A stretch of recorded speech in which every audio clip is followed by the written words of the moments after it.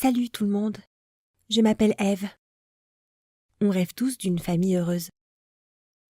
Mais mon cas est un peu particulier. Ma mère a joué 2 rôles dans ma vie. Elle était toujours soit une mère exigeante, soit un coach sévère. Beaucoup d'ados ont tendance à ne pas bien s'entendre avec leurs parents, mais au moins ils se sentent en sécurité en dehors de leur maison. Ce n'était pas mon cas. Ma mère était une joueuse de tennis professionnelle, super connue.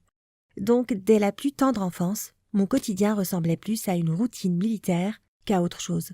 Mais je ne connaissais pas la dure réalité qui se cachait derrière tout ça. Ma mère me réveillait à 7 heures du matin tous les jours pour faire du sport et elle me criait dessus si j'étais trop lente ou trop paresseuse. Et je ne te parle pas des cours de tennis.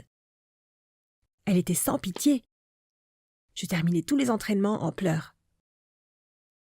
Elle était plus sévère avec moi qu'avec le reste de l'équipe et ne me félicitait ou ne m'encourageait jamais, même si je réussissais bien. Parfois, j'avais carrément l'impression qu'elle ne m'aimait pas. Pourquoi est-ce qu'elle me traitait de cette manière? À cause de mon père? Ce n'était pas de ma faute s'il l'avait quitté juste après ma naissance. Si? Je n'avais encore jamais cherché à me révolter avant ce moment précis.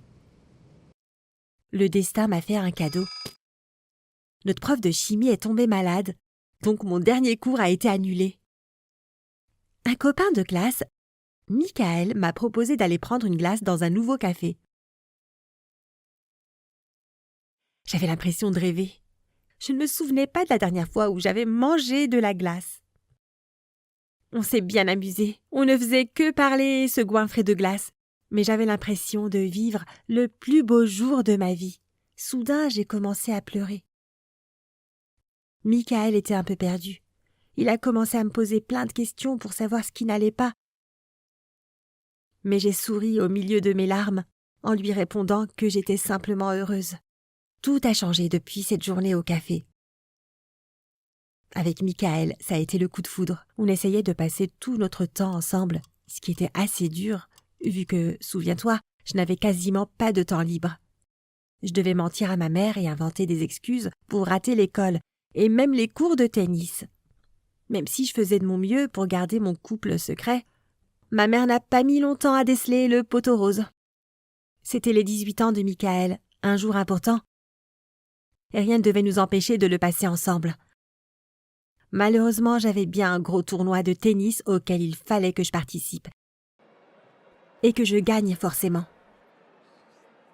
J'avais des entraînements intenses tous les jours et ma mère était plus dure que jamais. Elle voulait contrôler chaque seconde de ma vie, jour et nuit. Donc ma seule possibilité était de sortir de la maison la nuit. Il fallait juste que je sois rentrée avant 7 heures pour qu'elle ne découvre rien. J'avais l'impression d'être Cendrillon. Tout fonctionnait à merveille.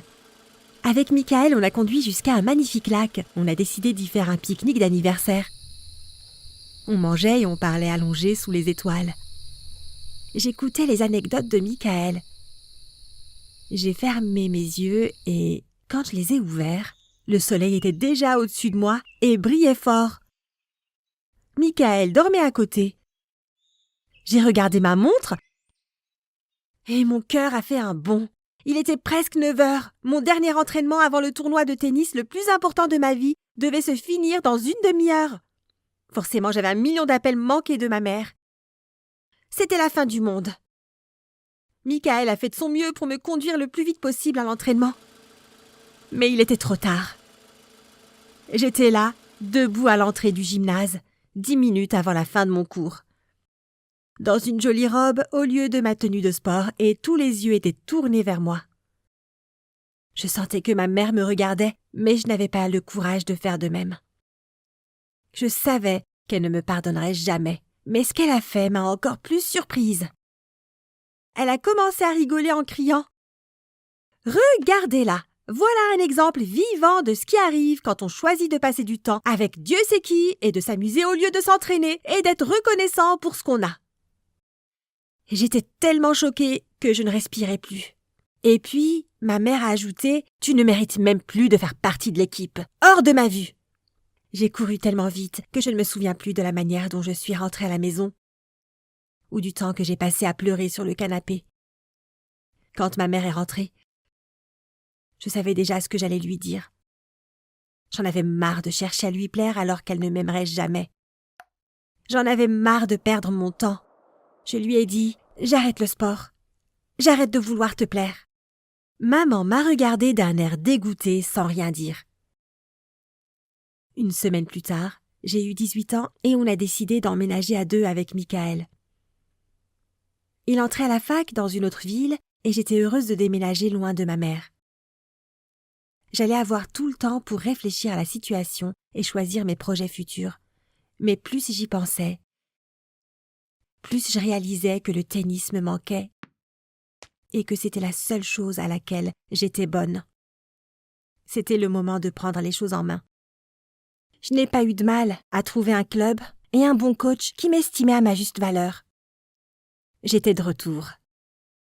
Désormais, je m'entraînais dur, tous les jours, mais uniquement parce que je le voulais. Puis j'ai à nouveau eu l'opportunité de me rendre au tournoi régional dont ma mère m'avait chassée. Le fameux jour est arrivé.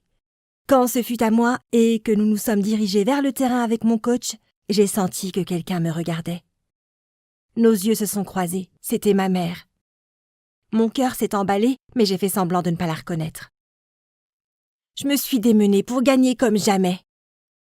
Quand à la fin du tournoi, je suis montée sur le podium face au public, avec une médaille d'or autour du cou, la seule chose dont j'avais envie était d'enfoncer cette médaille dans la gorge de ma mère.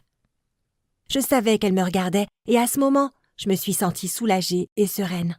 Ça faisait longtemps, je profitais enfin de la vie, car je pouvais décider moi-même de mon quotidien. Je n'avais jamais pensé pouvoir être si heureuse quand j'ai reçu un appel. C'était un médecin qui m'appelait de l'hôpital pour me dire que quelque chose d'horrible était arrivé à ma mère. Elle avait fait une mauvaise chute lors d'un entraînement et s'était blessée au dos. J'étais partagée. Ma première envie était de saisir le téléphone et d'appeler ma mère, mais je ne savais pas si elle voulait me parler. Je ne voulais pas me sentir de nouveau rejetée, j'en avais eu assez. J'ai quand même fait l'effort et j'ai appuyé sur le bouton « Appeler ». Entendre la voix de ma mère m'a donné des frissons le long de l'échine. Après un silence un peu étrange, je lui ai demandé si elle voulait que je vienne. J'étais vraiment surprise quand elle m'a répondu « Oui ». Plutôt que « Va au diable, Ève ». Je ne me souvenais pas que sa voix était si douce. J'ai sauté dans un bus en direction de ma ville natale. Mais quand je me suis retrouvée devant la porte de sa chambre d'hôpital, je me suis arrêtée net. Je me sentais aussi apeurée, humiliée que quand j'étais arrivée en retard à l'entraînement et que j'étais restée debout à l'entrée du gymnase. J'ai fini par ouvrir la porte et j'ai vu ma mère allongée dans le lit, sous des tonnes de bandages. Elle avait l'air bien plus vieille, alors que cela ne faisait qu'un peu plus d'un an qu'on ne s'était plus vus. On se regardait dans les yeux, toutes les deux, incapables d'entamer la discussion. Ma mère a brisé le silence en disant « Je t'ai vu au tournoi. Une belle victoire. Bravo. » Mon estomac s'est retourné. C'était le premier compliment qu'elle me faisait. Et puis, elle m'a révélé la vérité qui a tout changé.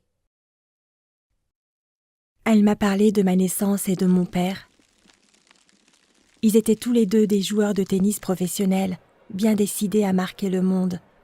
Peu après le début de leur relation palpitante, ma mère est tombée enceinte. Mon père avait l'air d'être au 7e ciel. Mais la vie vous réserve parfois bien des surprises. Ma mère a vécu un accouchement difficile qui a laissé des séquelles. Je suis née avec des troubles musculo-squelettiques. Les médecins disaient que je ne pourrais jamais marcher seule. Mon père a disparu pour toujours. Il m'a laissée, moi, et ma mère est restée toute seule avec un bébé handicapé sur les bras. Ça lui a brisé le cœur. Son objectif était de me guérir et de prouver à mon père et aux médecins qu'ils se trompaient tous. C'est pour cela qu'elle m'entraînait si dur. Elle a fait tout ce qu'elle pouvait pour que je sois en aussi bonne, voire en meilleure santé que les autres. Elle m'a fait réussir dans la vie. J'ai enfin trouvé la paix et j'ai pardonné à ma mère. On ne se parle toujours pas beaucoup, mais on essaye de passer plus de temps ensemble. Elle est guérie et elle entraîne toujours de jeunes sportifs. Je suis maintenant convaincue que tous les parents aiment leurs enfants à leur façon. Mais certains parents sont trop blessés pour les aimer de la bonne manière. J'espère que tu as aimé mon histoire. Est-ce que tu as déjà vécu de tels malentendus avec tes parents? Est-ce que ton opinion d'eux a changé? J'adorerais lire ton histoire dans les commentaires. Tu peux aussi partager cette vidéo avec tes amis si tu penses que ça peut les aider.